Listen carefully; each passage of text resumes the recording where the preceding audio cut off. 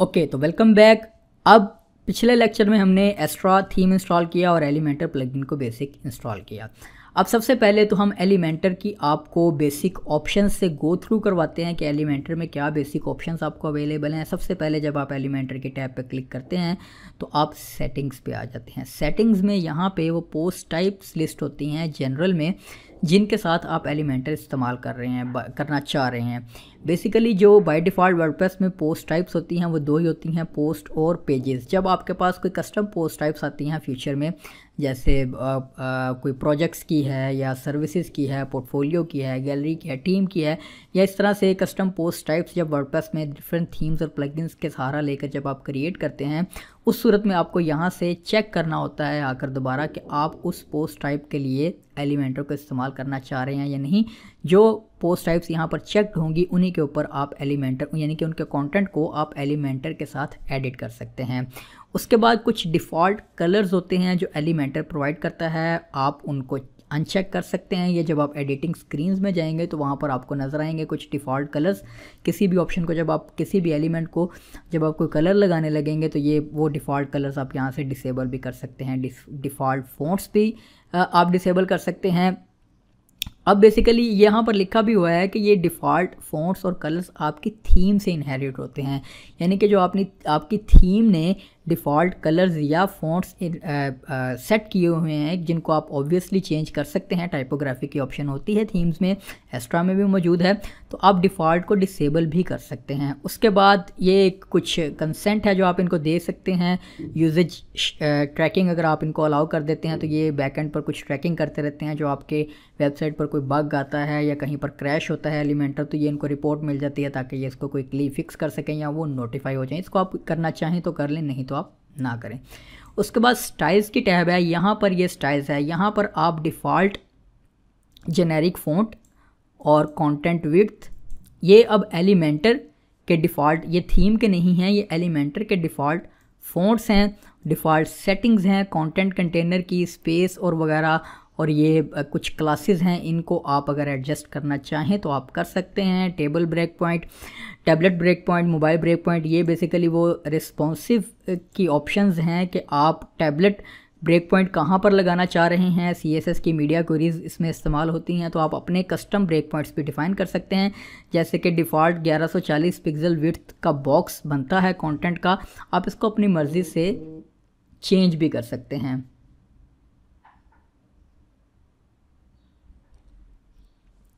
उसके बाद light box है, आप इमेजेस के ऊपर लाइट बॉक्स की फंक्शनैलिटी अप्लाई कर सकते हैं। ये जब आप एलिमेंटर से गैलरी वगैरह का विजेट या इमेजेस का विजेट इस्तेमाल करते हैं लाइट बॉक्स का, तो ये आप यहाँ से इसको इनेबल डिसेबल कर सकते हैं।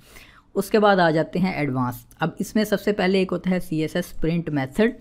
अब जो भी आप एलिमेंटर को इस्तेमाल करते हुए डिज़ाइन क्रिएट करते हैं, जाहिर सी बात है उसकी बैकएंड पर एक CSS जनरेट होती है। जो आप कलर्स अप्लाई करते हैं फ़ॉन्ट्स को, आप उनको पैडिंग, बैकग्राउंड कलर्स और सो ऑन, आप कोई भी स्टाइल जो एलिमेंट्स के ऊपर लगाते हैं, उसका ये प्रिंट मेथड है। नॉर्मल जो रिकमेंडेड है वो एक्सटर्नल फाइल ही है।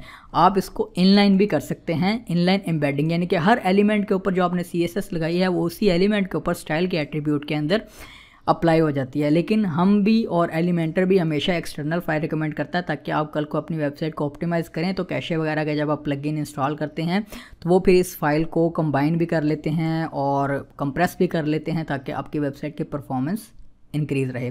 स्विच एडिटर लोडर मेथड ये डिसेबल्ड होता है बाय डिफ़ॉल्ट। बाज़ औक़ात आपकी होस्टिंग या किसी प्लगइन के साथ कन्फ्लिक्ट की वजह से एलिमेंटर की एडिटिंग स्क्रीन लोड नहीं हो पाती है, तो जब आपके पास इस तरह का सिनेरियो हो तो आप इसको एक दफ़ा इनेबल करके रिफ़्रेश करके चेक करें, तो होपफुली आपका वो मसला रिजॉल्व हो जाएगा। बाय डिफ़ॉल्ट आपके सर्वर के ऊपर या एलिमेंटर की सेटिंग्स में SVG अपलोड्स की ऑप्शन डिसेबल्ड होती है। फ्यूचर में जब आपने कस्टम अपने आइकन्स SVG के आइकन्स अपलोड करने हों तो आप यहाँ से इस ऑप्शन को इनेबल कर सकते हैं। बाय डिफ़ॉल्ट ये डिसेबल होती है। उसके बाद load font awesome for support, इसको आप इनेबल कर लें। ये इसलिए कि बाज़ जो टेम्पलेट्स हम फ्यूचर में देखेंगे कि आप इंपोर्ट करते हैं वो फ़ॉन्ट ऑसम का इस वक्त वर्जन 5 चल रहा है। फ़ॉन्ट ऑसम के आइकन्स होते हैं, आपको आइडिया होगा। तो फ़ॉन्ट ऑसम के वर्जन फिर 4 के जो आइकन्स इस्तेमाल किए गए होते हैं किसी टेम्पलेट में, वो अपीयर नहीं होते फ्रंट एंड पर आपके पास। तो उसका सोल्यूशन ये है कि आप नॉर्मली फ़ॉन्ट ऑसम 4 की सपोर्ट को भी लोड कर लें। अगर आपने एक्सटर्नल टेम्पलेट्स इंपोर्ट करनी हो किसी दूसरे प्लगइन में अवेलेबल, जैसे इन्वेटो एलिमेंट्स वगैरह हम फ्यूचर में देखेंगे, तो उन टेम्पलेट्स में पुराने वर्जन के फ़ॉन्ट्स आइकन्स भी लगे होते हैं, तो आप फिर वो नज़र नहीं आएंगे, फ्रंट एंड पर लोड नहीं होंगे। तो उससे बचने के लिए आप ऑप्शनली रिकमेंडेड मेरी तरफ से तो यही है, आप इसको लोड कर लें। ये हैं एलिमेंटर की बेसिक सेटिंग्स जो आप कर सकते हैं, आपको इस प्लगइन में ऑप्शन अवेलेबल होती हैं। उसके बाद रोल मैनेजर को डिस्कस कर लेते हैं। रोल मैनेजर में क्या है कि आप वेबसाइट बना रहे हैं और आप क्लाइंट को या किसी को एक्सेस देते हैं एडमिन पैनल की, तो आप यहाँ से रोल्स को रिस्ट्रिक्ट कर सकते हैं कि कौन से रोल का यूज़र इस एलिमेंटर के जो एडिटर है पेज एडिट कर सके या ना कर सके। यहाँ से आप ये बेसिकली वो सारी सेटिंग्स है।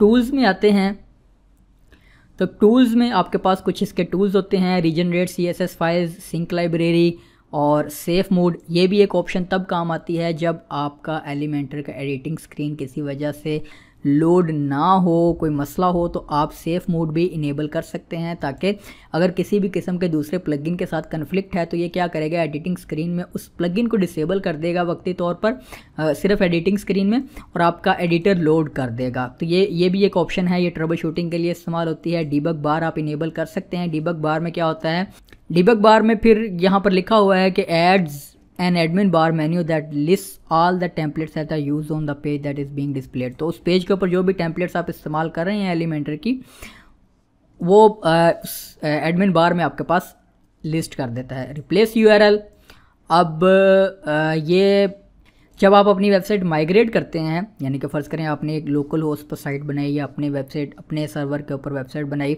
तो कल को आप उसको माइग्रेट करते हैं क्लाइंट के लिए, उसके सर्वर पर इंस्टॉल करते हैं, तो ये बड़ी हैंडी ऑप्शन है कि आप पुराना URL और नया URL देकर इसको रिप्लेस कर लेंगे। तो एलिमेंटर ने जहाँ जहाँ भी पेजेस में, डिज़ाइंस में रिसोर्सेज यूज़ किए होंगे URL, क्योंकि वर्डप्रेस में जब आप कोई मीडिया अपलोड करते हैं तो वो पूरे URL के साथ सेव होता है डेटाबेस में।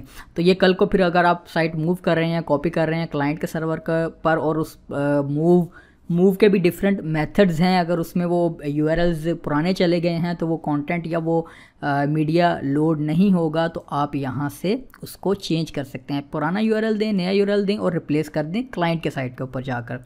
उसके बाद वर्जन कंट्रोल है, आप रोल बैक कर सकते हैं किसी भी, अगर आपने फ़र्ज़ करें एलिमेंटर रिसेंट उसकी कोई अपडेट आई और आपने उसको अपडेट कर लिया, और अपडेट करने के बाद आपकी वेबसाइट के ऊपर कोई मसला आ गया, वो सही लोड नहीं हो रही चीज़ें या उसमें बग्स हैं, तो आप क्विकली यहाँ से किसी भी प्रीवियस वर्जन के ऊपर बैक जंप कर सकते हैं या इसी एग्जिस्टिंग वर्जन को रीइंस्टॉल भी कर सकते हैं। बिकम अ बीटा टेस्टर, अगर आप इनकी नॉर्मली जब आपको वर्डप्रेस में अपडेट्स मिलती हैं वो स्टेबल रिलीज़ की मिलती हैं ताकि आप उनको अपडेट कर सकें, लेकिन अगर आप बीटा टेस्टर बनना चाहते हैं कि जब भी एलिमेंटर का कोई नया वर्जन आए जो कि अभी लॉन्च नहीं हुआ, स्टेबल नहीं है, तो आप इनेबल कर देंगे तो आपके पास वो अपडेट आ जाया करेगी ताकि आप उन फीचर्स को, उन नए आने वाले फीचर्स को टेस्ट कर सकें।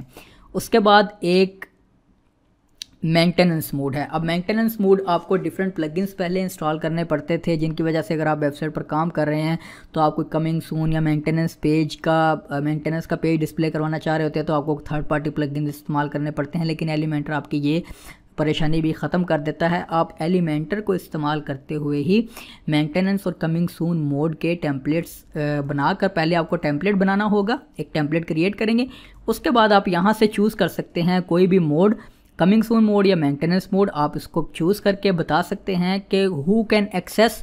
कस्टम में आप फिर बता सकते हैं कि सिर्फ एडमिन एक्सेस कर सके या एडिटर या सब्सक्राइबर या लॉग्ड इन ही एक्सेस कर सके, तो उस सूरत में जो भी विजिटर्स होंगे उनको वो एक कमिंग सून या मेंटेनेंस मोड का पेज ही नज़र आएगा। इसको भी हम फ्यूचर में इसी कोर्स के एंड तक कोशिश करेंगे कंप्लीट करें, आपको इसका भी क्विकली बनाना सिखा दें। उसके बाद सिस्टम इन्फो है। सिस्टम इन्फो में आपके बेसिकली जो भी आपके सर्वर की इंफॉर्मेशन है, जो आपकी इन्वायरमेंट है सर्वर का, उससे रिलेटेड सारी इन्फॉर्मेशन आपको यहाँ पर दिखाता है। गेटिंग स्टार्टेड में वही गेटिंग स्टार्टेड स्क्रीन है जो कि फ़र्स्ट टाइम आपके पास आई थी। उसके बाद गेट हेल्प है। गेट हेल्प में आपके पास हेल्प लेने के लिए ये इसको आपको इसकी वो डॉक्यूमेंटेशन के पेज पर ले जाएगा। कस्टम फ़ॉन्ट्स हैं, ऑब्वियसली ये आप फ्री वर्जन में कस्टम फ़ॉन्ट्स इंस्टॉल नहीं कर सकते। कस्टम आइकन्स हैं, कस्टम आइकन्स भी आप फ्री वर्जन में इंस्टॉल नहीं कर सकते। ये तो थी एलिमेंटर की कंप्लीट टैब जो हमने यहाँ पर कवर कर ली। उसके बाद आपके पास एक टेम्पलेट्स की टैब होती है। टेम्पलेट्स की टैब के अंदर आप यहाँ पर जो भी आप टेम्पलेट्स बनाकर उनको सेव भी कर सकते हैं ताकि आप उनको रीयूज़ कर सकें। उसके लिए दो टाइप के टेम्पलेट्स आप फ्री वर्जन में क्रिएट और सेव कर सकते हैं। एक तो कंप्लीट पेज के टेम्पलेट्स और एक मुख्तलिफ सेक्शंस, यानी कि आपने एक पूरा टेम्पलेट क्रिएट किया और उसमें एक सब्सक्राइब का कोई सेक्शन है या पोर्टफोलियो का कोई सेक्शन है, उसको आप मल्टीपल पेजेस के ऊपर यूज़ करना चाह रहे हैं तो आप सिंपली उस सेक्शन को सेव कर लेते हैं और बाद में उसको रीयूज़ कर लेते हैं और पेजेस में आपके पूरे पेज के टेम्पलेट सेव होते हैं। और सेव टेम्पलेट की मेन टैब में आपके पास दोनों टेम्पलेट्स यहाँ पर लिस्ट होते हैं और आप इंपोर्ट भी कर सकते हैं टेम्पलेट्स और एक्सपोर्ट भी कर सकते हैं। इंपोर्ट पे क्लिक करेंगे तो आपके पास यहाँ से आप फाइल चूज़ कर सकते हैं और आप उसको इंपोर्ट कर सकते हैं। एक्सपोर्ट करने के लिए जब कोई टेम्पलेट ऐड होगा तो यहीं पर आपके पास उसकी ऑप्शन आ जाएगी। उसके बाद थीम बिल्डर, ये आपको फ्री वर्जन में नहीं मिलता है, ये आपको प्रो वर्जन में मिलेगा। पॉपअप्स हैं, ये भी आपको फ्री वर्जन में नहीं मिलते, ये प्रो वर्जन में मिलते हैं। टेम्पलेट की कैटेगरीज़ हैं, आप कैटेगरीज़ क्रिएट कर सकते हैं कि आप काफ़ी सारे टेम्पलेट्स बना रहे हैं तो आप उनको कैटेगराइज कर सकते हैं। Subscription boxes, headers, putters, gallery, portfolio, इस तरह से आप उनको कैटेगराइज कर सकते हैं अपनी टेम्पलेट्स को मैनेज करने के लिए। ये थी एलिमेंटर की डिफ़ॉल्ट स्क्रीन्स का ओवरव्यूज़ और उनकी डिटेल आपको जो मैंने बतानी मुनासिब समझी आप इसको देख लें, आप भी चेक कर लें कि क्या क्या ऑप्शंस कैसे कैसे काम करते हैं। तो इस वीडियो को यहाँ पर वाइंड अप करते हैं और नेक्स्ट वीडियो में हम एलिमेंटर की बाकायदा एडिटिंग स्क्रीन को स्टडी करते हैं।